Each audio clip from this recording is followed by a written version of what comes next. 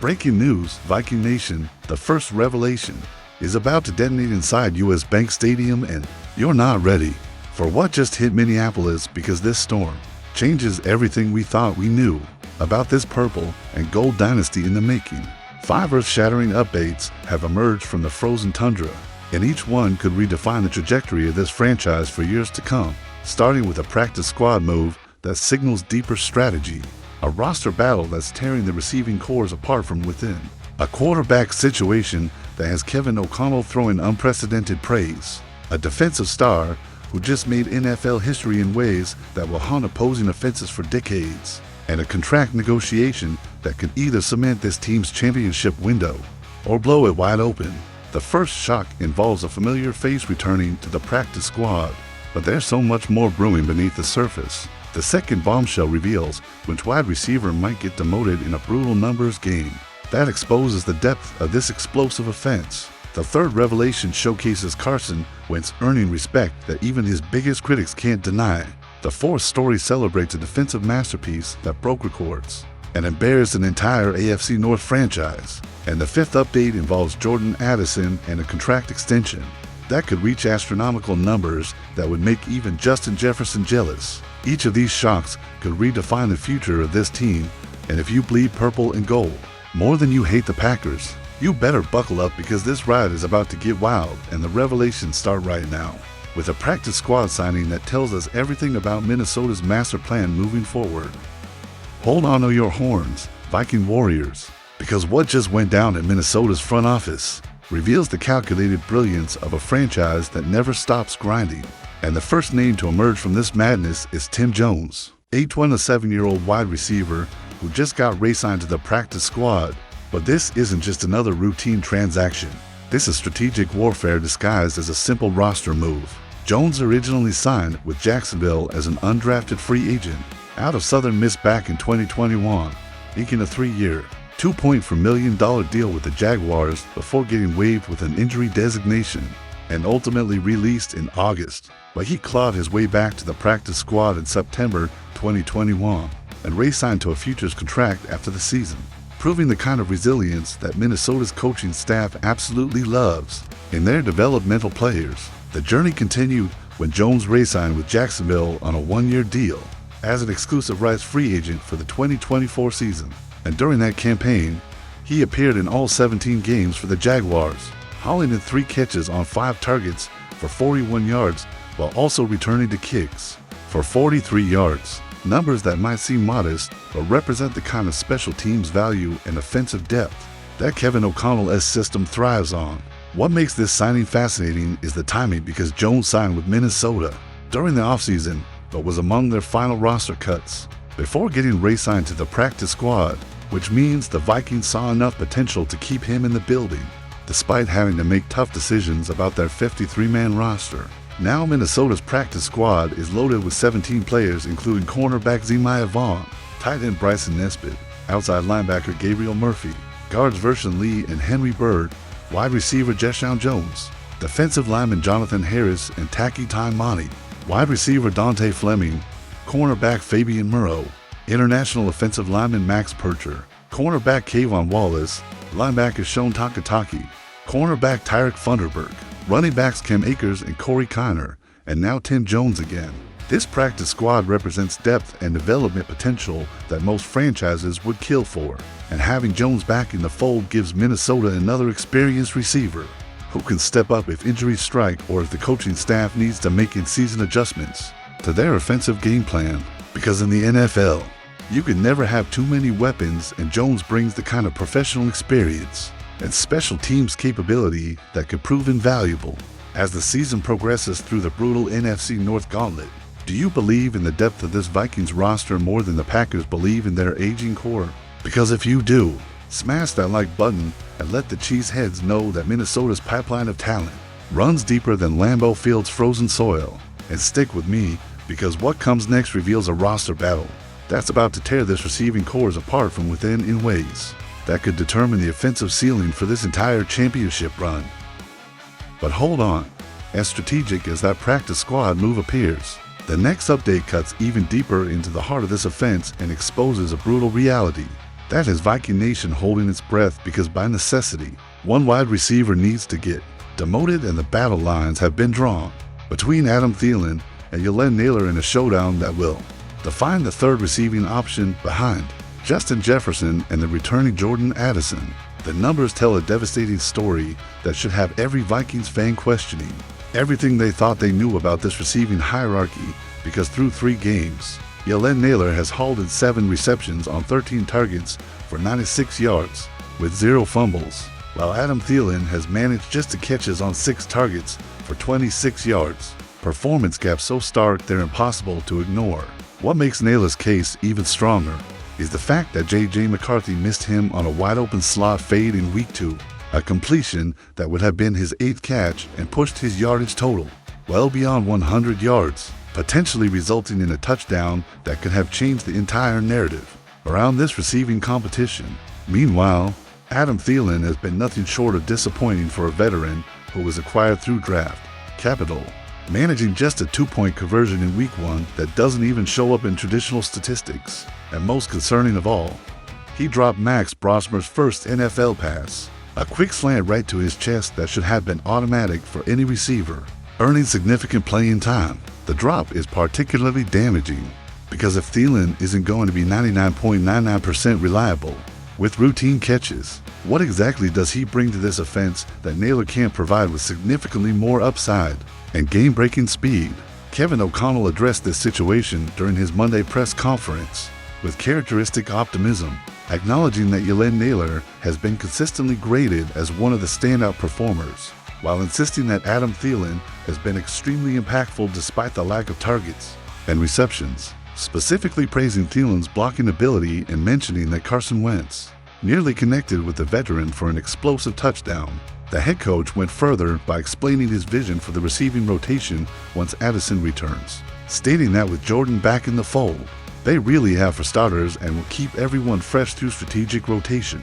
But that diplomatic approach doesn't change the mathematical reality that someone is getting fewer snaps. What complicates this decision is the broader offensive context, because the Vikings already have for excellent pass catchers demanding significant target shares in Justin Jefferson, Jordan Addison, running back Aaron Jones when healthy, and tight end T.J. Hawkinson, which means whoever assumes the WR3 role needs to offer something unique, whether that's elite deep speed, devastating blocking, or zone coverage expertise. Are you Team Nailor or Team Thielen? And do you trust Kevin O'Connell to navigate this delicate situation better than Mike McCarthy ever handled his receiving rotations in Green Bay? Because your answer to that question might determine whether you hit that subscribe button like a true member of Viking Nation or keep scrolling like a fair weather fan who doesn't understand championship level roster management. And just when fans thought the receiving corps' drama was the biggest story brewing in Minneapolis, here comes the next bombshell that showcases Kevin O'Connell as quarterback evaluation skills and Carson Wentz earning praise. That cuts through years of criticism and down like a battle axe through frozen tundra. The context makes this story even more remarkable, because Wentz stepped into a hostile environment against the Cincinnati Bengals with everything to prove and delivered a performance that had his head coach gushing with admiration and respect that transcended typical coach speak. In the Vikings' dominant 48-10 demolition of Cincinnati at US Bank Stadium, Wentz completed 14 of 20 passes for 173 yards and 2 touchdowns, while avoiding the catastrophic mistakes that plagued Bengals backup Jake Browning, who threw 2 interceptions and presided over 3 fumbles. In one of the most disastrous quarterback performances in recent memory, what separated Wentz from Browning wasn't just statistical superiority, but the command presence and error-free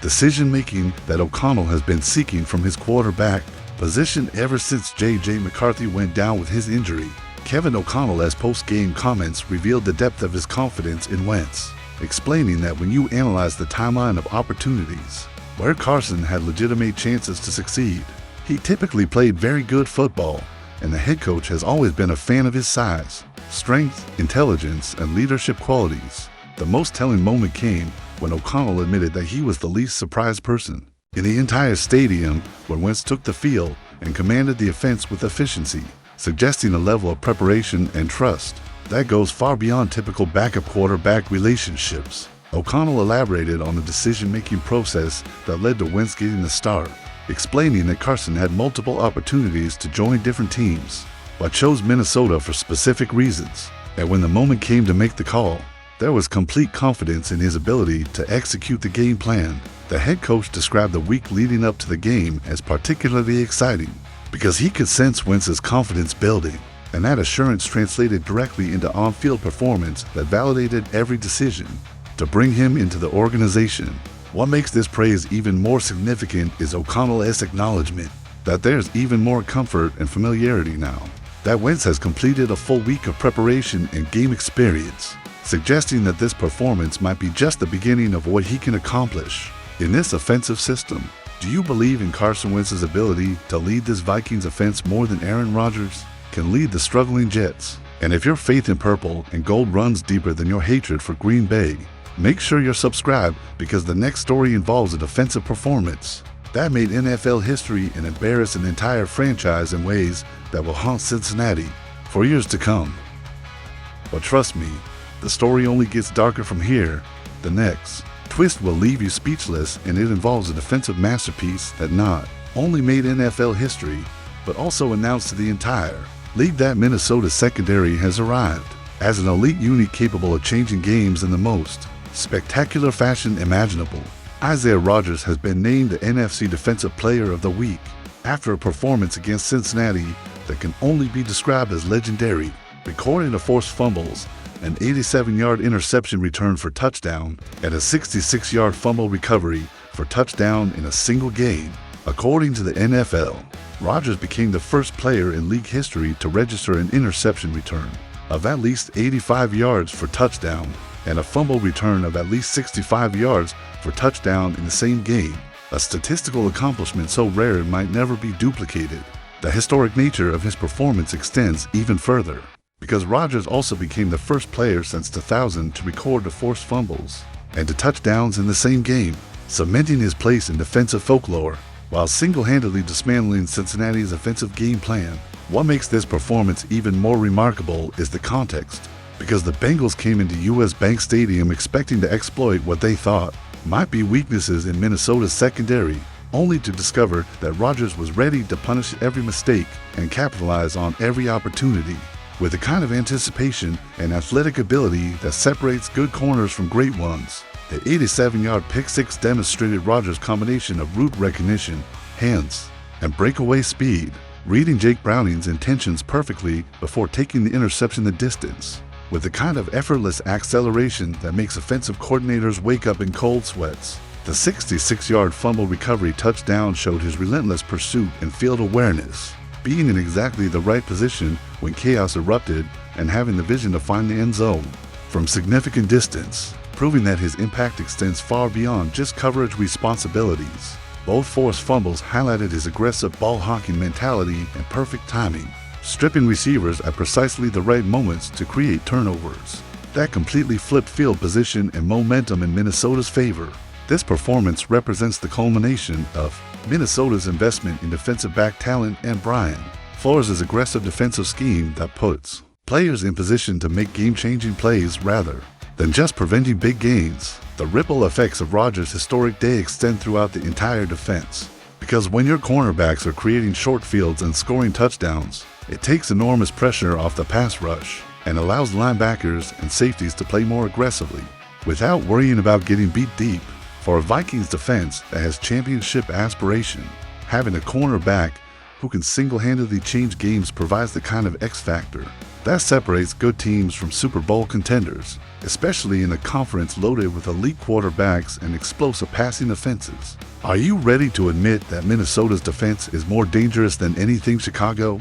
or Detroit can field? Because if you believe in the purple and gold more than those fraudulent Lions fans believe in their overrated secondary, hit that like button and prepare yourself for the final revelation about Jordan Addison and a contract extension that could reshape this franchise's salary cap and championship timeline in ways that will make Justin Jefferson's deal look like pocket change.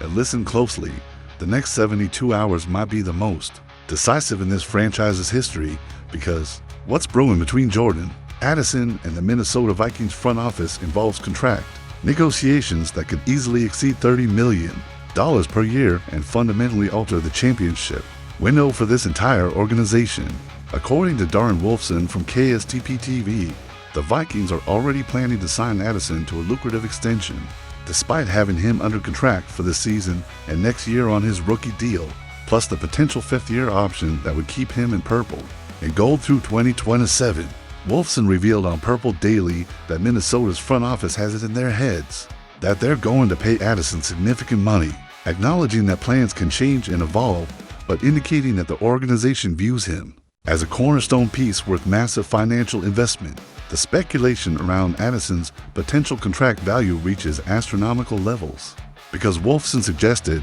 he could command a deal similar to Garrett Wilson or Terry McLaurin, potentially reaching $30 million per year or even more, numbers that would place him among the highest paid receivers in the entire league. What makes this negotiation particularly interesting is the timing, because Addison is set to make his season debut on Sunday in Dublin against the Steelers after serving his 3-game suspension for a drunk driving arrest in Los Angeles during July of 2024. If Addison can stay out of legal trouble and continue producing at the elite level he demonstrated during his first 2 NFL seasons, then signing an extension becomes an obvious move for a franchise that already has its quarterback of the future in J.J. McCarthy locked into his rookie contract. The financial framework for negotiations likely centers around the $25 to $29 million per year range that other elite second receivers like T. Higgins, Jalen Waddle, Devonta Smith, and Jameson Williams are currently earning, though Addison's representation will undoubtedly push for that $30 million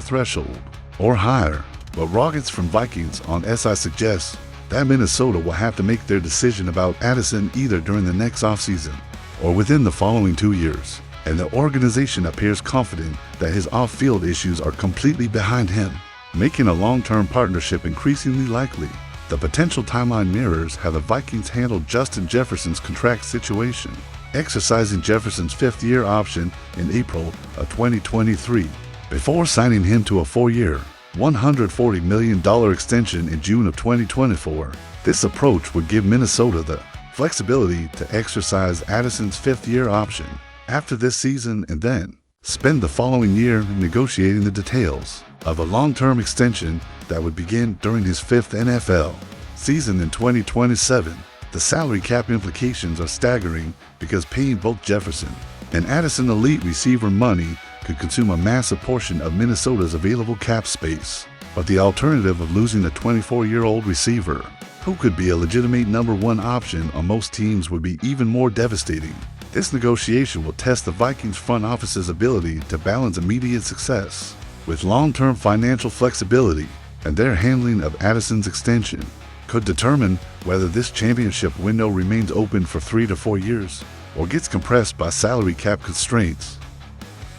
And if this week felt like an earthquake, what's coming next could be the aftershock that topples the entire NFC North, because these 5 revelations represent just the beginning of what promises to be the most transformative season in Minnesota Vikings history, and every single development points toward a franchise that refuses to accept mediocrity, while their division rivals cling to outdated strategies and aging superstars who can't match the explosive youth and strategic brilliance brewing inside US Bank Stadium. Think about the complete picture that emerges from these stories: a practice squad signing that demonstrates organizational depth and development pipeline superiority, a receiving corps battle that showcases the luxury problems of championship contenders, a quarterback performance that validates front office decision-making and coaching excellence, a defensive masterpiece that rewrote NFL record books and embarrassed an entire AFC North franchise, and contract negotiations that could lock up elite offensive weapons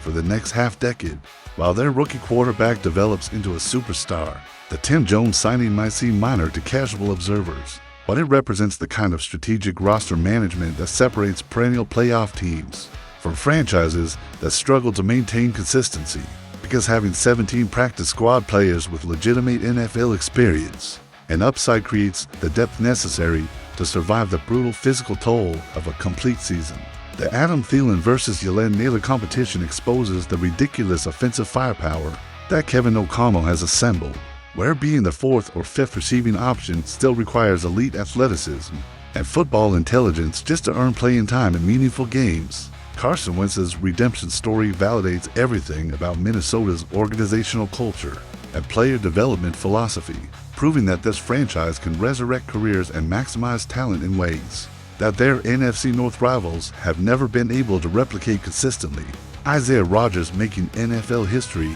while dismantling Cincinnati demonstrates that Brian Flores has built a defense capable of creating game-changing plays in short fields that put enormous pressure on opposing offenses to execute perfectly on every single possession. Jordan Addison's looming contract extension represents the kind of long-term planning and financial commitment that transforms good teams into dynasties, especially when combined with Justin Jefferson already locked up and J.J. McCarthy developing on his rookie deal. But here's what makes this moment truly special for Viking Nation. While Green Bay struggles with an aging Aaron Rodgers situation that grows more desperate by the week, while Chicago hopes that Caleb Williams can somehow overcome their organizational dysfunction, while Detroit believes that last year's success guarantees future results, Minnesota is building something sustainable and explosive that could dominate the NFC North for the next 5 to 7 years. The combination of elite young talent, strategic coaching, aggressive defense,